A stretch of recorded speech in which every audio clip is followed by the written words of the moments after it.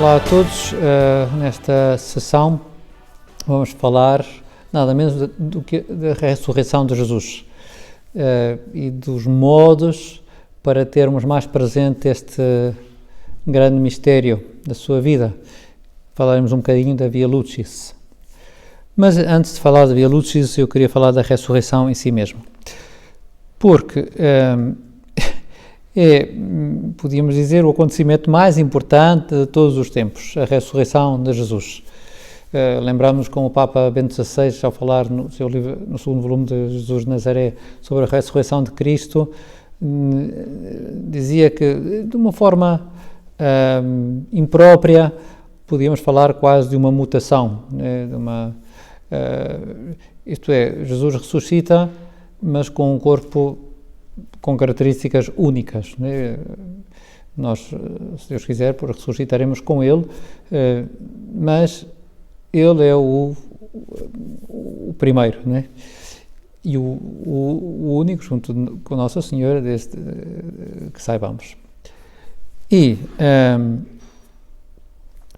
a ressurreição de Cristo também, penso que já temos falado, muita gente tem falado disso, coloca a nossa religião num patamar, quando se trata de explicar, muito vantajoso, porque o nosso fundador está vivo. Temos que reconhecer que nas outras religiões nenhum deles diz exatamente isso, que o seu fundador ressuscitou, né? É bom da verdade e da justiça, nenhum deles decidiu dizer uma coisa desse género, porque não seria verdadeiro. Nós temos alguém, o nosso fundador, o fundador do cristianismo, está vivo, está connosco, não o vemos, não o tocamos, mas sabemos que está vivo, ressuscitou com o seu corpo. E falar da ressurreição de Jesus, há poucos dias acabei de ler uma obra de um biblista americano que fazia pensar que falar da ressurreição de alguém no tempo em que isso aconteceu era tão difícil como agora. Aliás, nos próprios Evangelhos e nos Atos dos Apóstolos vamos ouvindo a resistência que há em aceitar a ressurreição. No caso dos apóstolos, não foi só Tomé. Tomé, claro, teve tempo para duvidar, teve uma semana para estar em dúvida, não é? E em negação. Mas os apóstolos, o Senhor censurou-os pela sua falta de fé, em acreditar no que as mulheres lhes tinham dito. Temos o discurso de São Paulo no Areópago de Atenas, que vai tudo muito bem a falar do Deus desconhecido, etc., até que toca o tema da ressurreição. Depois eles, com uma certa elegância, dizem a São Paulo: sim, senhor, ouvir-te-emos falar de outra ocasião. Desaparece, né, que quando São Paulo dá testemunho de Cristo diante de Festo, quando já está preso, está em Jerusalém ainda, Festo diz em voz alta, quando fala de que Cristo está vivo: estás louco, Paulo? O muito saber desorienta o teu espírito.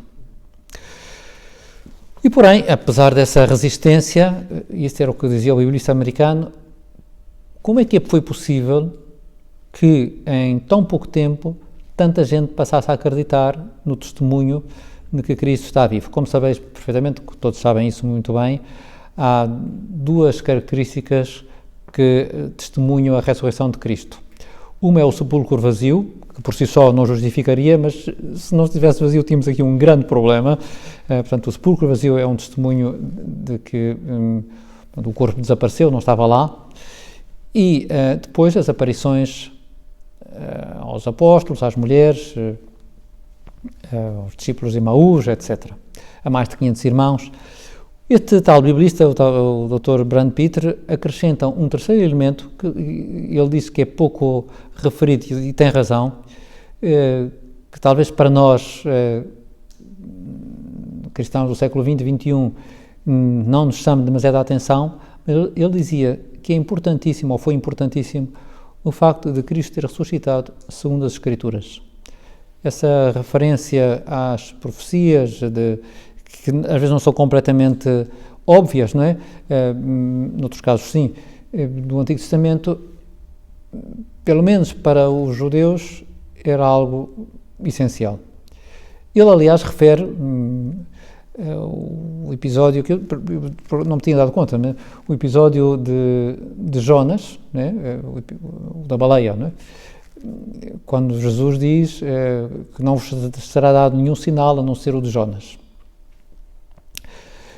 E ele refere, isto pode parecer uma coisa básica, mas já agora partilho aqui porque também me pode interessar as pessoas. Ele refere que, se a pessoa lê a profecia de Jonas, há uma oração que Jonas recita estando dentro da baleia ou do peixe gigante ou o que for. É evidente que ele não estava a tomar notas naquele momento, não é? Portanto, a oração foi escrita a posteriori. Não é? E eu no outro dia fiz esse exercício com umas pessoas amigas e perguntei-lhes, quando Jonas teve 3 dias no ventre do cetáceo ou do animal que fosse, como é que vocês o imaginam? Como o Pinóquio na baleia, está ali a fazer uma fogueirinha lá dentro, e nessa oração de Jonas, né, que foi transcrita a posteriori, há umas palavras, segundo este biblista nos ensina, que referem que ele está para morrer, ou seja, que ele morreu. O que se pode pensar é que Jonas morreu e ressuscitou. Ele também acrescenta que o sinal de Jonas não foi só esse, foi esse e depois ter conseguido a conversão dos ninivitas. Não eram judeus, como é que isso foi possível? E que de alguma forma antecipa, com esses 2 momentos, tanto a ressurreição de Cristo como a sua difusão entre os gentios, não é? A aceitação por parte dos gentios da mensagem de Nosso Senhor. Então, sendo tão importante, São Paulo chega a dizer, se Cristo não ressuscitou é vã a nossa pregação, se pensarmos um bocadinho e nos perguntarmos que papel é que tem a ressurreição de Cristo na minha vida, na minha relação com Jesus, eu não sei se é tão equilibrada como outros mistérios de Jesus, que o nascimento de Jesus damos imensa importância, a paixão do Senhor damos imensa importância, né? E a ressurreição também, liturgicamente damos imensa importância, com a vigília pascal, e os aleluias, e a oitava pascal, etc. Mas, se nos perguntarmos pessoalmente que consequências é que tem em mim a ressurreição de Cristo, talvez pudéssemos dizer que deveríamos trabalhá-la mais. Digamos, o caminho mais óbvio, para além de viver bem a Páscoa, é viver bem os domingos. A propósito da Páscoa, quero também fazer aqui um parênteses. Eu percebo que as pessoas, quando estivermos fora desta crise da pandemia, façam viagens na Páscoa. É uma altura, às vezes, de férias, dá para passear, mas devo ser sincero que tenho muita pena quando se organizam essas viagens, partindo do princípio que no domingo de Páscoa não se vai poder estar na missa, né? Porque pronto, tudo que está daqui para acolá, caramba, se calhar é possível organizar as viagens de outra maneira, de forma a proteger o domingo de Páscoa, que podíamos dizer que é o dia liturgicamente mais importante de todo o ano. Mas, para além desse domingo de Páscoa, temos, todos os domingos. Cada domingo deveríamos trazer à nossa cabeça: Cristo vive, Cristo está comigo, né? Cristo ressuscitou. Umas palavras muito bonitas do Papa Francisco na exortação apostólica Cristo vive, dirigida aos jovens. Ele vive, é preciso recordá-lo com frequência, porque corremos o risco de tomar Jesus Cristo apenas como um bom exemplo do passado, como uma recordação, como alguém que nos salvou há 2000 anos. De nada nos aproveitaria isto, deixava-nos como antes, não nos libertaria. Cristo vive. Pois a outra forma óbvia de recordar, a ressurreição do Senhor é a própria oitava da Páscoa, né, que é como uma espécie de prolongamento do dia de Páscoa. Se o dia de Páscoa nos passou um pouco ao lado, porque estivemos um pouco despistados, temos 8 dias para reviver este grande mistério, e uma maneira muito boa, muito bonita, é participar na Eucaristia nesses dias. Já sei que há pessoas que vão à missa todos os dias, mas mesmo aqueles que não vão, poderia ser uma boa semana para ir ter com Jesus a Eucaristia. E por fim, uma pequena referência a uma devoção que eu sinceramente penso que, pelo menos nos locais que eu encontro, não está demasiado enraizada, a Via Lucis, que é moldada à imagem da Via Sacra, também com 14 estações, 14 momentos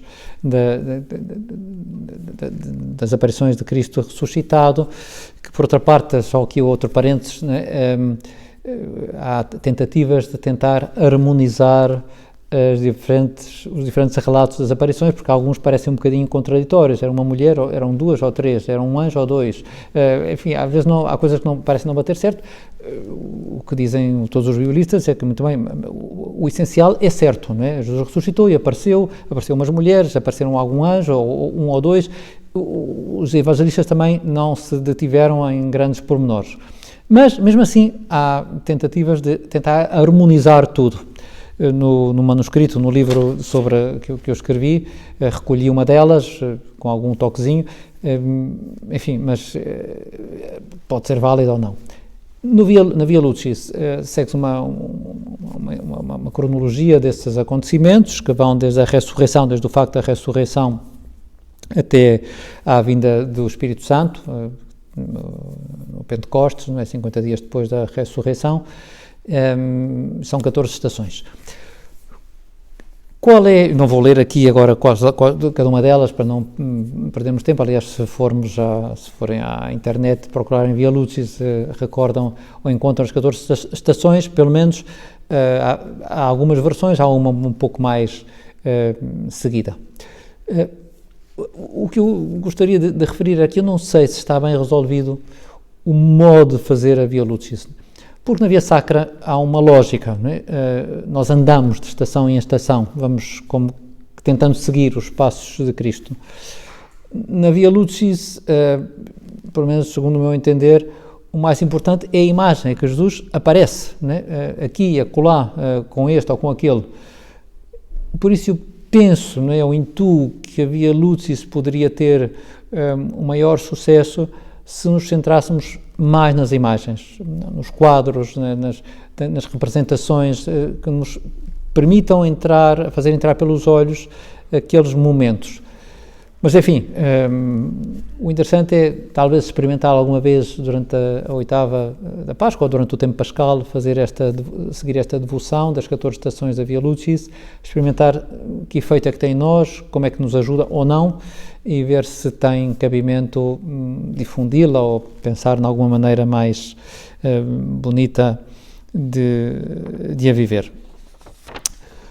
Ainda como sugestões práticas para dar importância à Páscoa, eu diria que seria, por exemplo, dar uma grande importância ao Aleluia. É uma palavra que é típica desta época pascal, que se retoma, aliás, depois da Quaresma, não é? Vale a pena rezá-lo com muita alegria, ou cantá-lo com muita alegria. E em toda a oitava pascal, que eu referi antes que era bom ir à missa, e eu convidaria os sacerdotes a lerem, se puderem, todos os dias, antes do Evangelho, a sequência, a Vítima Pascal, que é uma das sequências que a liturgia recolhe e que faz referência à ressurreição, e com ela eu queria terminar com a sua leitura. Diz assim, portanto, lê-se antes do Evangelho no dia de Páscoa e ad libitum, sempre que for possível, e o sacerdote assim o entender, durante toda a oitava. A oração diz o seguinte: à Vítima Pascal ofereçam os cristãos sacrifícios de louvor. O Cordeiro resgatou as ovelhas. Cristo, o inocente, reconciliou com o Pai os pecadores. A morte e a vida travaram um admirável combate. Depois de morto, vive e reina o Autor da vida. Diz-nos, Maria, que viste no caminho. Vi o sepulcro de Cristo vivo e a glória do ressuscitado. Vi as testemunhas dos anjos, vi o sudário e a mortalha. Ressuscitou Cristo, minha esperança, precederá os seus discípulos na Galileia. Sabemos e acreditamos, Cristo ressuscitou dos mortos. Ó Rei vitorioso, tende piedade de nós. Amém. Aleluia. Devo dizer que a versão original em latim é muito mais sonora, né? Em português perde-se um bocadinho a poesia. Ficam estas sugestões.